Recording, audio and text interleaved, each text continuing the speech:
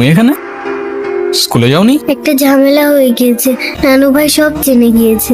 এই রে, কিভাবে জানলো? ক্লাসের মাঝখানে স্যার নানুকে ফোন দিয়ে সব বলে দিয়েছে। শিট, তাহলে তো বড় একটা ঝামেলা হয়ে গেল। এই, তুমি কি স্কুল বাঙ্ক করে আসছো? বাট তুমি এখানে কেন? বাসায় যাওনি? তোমার কি মাথা খারাপ? বাসায় গেলে নানু ভাই বকা দিবে না? তাহলে চলো আমরা দুইজন মিলে একটু ঘুরি। একদম না।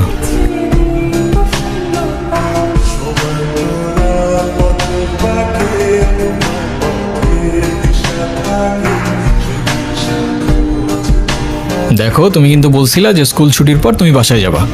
তখন বলেছিলাম, কিন্তু এখন ভয় লাগছে। তো এখন কি করবা? তুমি আমাকে বাসায় নিয়ে যাবা? নানু ভাই কারোর সামনে আমাকে বকা দেয় না। প্লিজ চলো না, প্লিজ।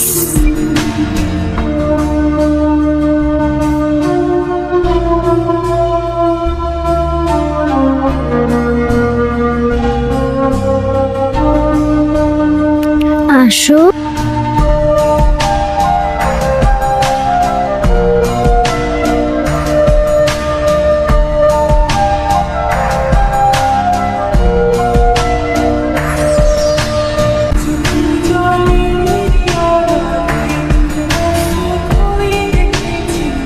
এখন তুমি স্কুল বাঙ্ক করা স্টার্ট করেছো, আবার টিচারকে ফেক গার্ডিয়ানের সাইন দেখিয়েছো। এমনটা আমি তোমার কাছ থেকে কখনোই আশা করিনি নানু ভাই। নানু ভাইকে সরি বলো। আই ডোন্ট সে সরি, আমি সরি বলবো না। কখনো কখনো আমাদের ভুল না থাকলেও সরি বলতে হয়। বেসিক্যালি ওর কোনো দোষ নেই। ওকে মার্কশিটের সিগনেচারটা আমিই করে দিয়েছিলাম, আর ওকে আজ স্কুল বাঙ্ক করতে দেওয়াটাও আমার ঠিক হয় নাকি। তো ওর হয়ে আমি ক্ষমা চেয়ে নিচ্ছি। I am sorry. যদি আপনার পারমিশন থাকে, আমি অনু আর আয়রার রেসপন্সিবিলিটিস নিতে চাই।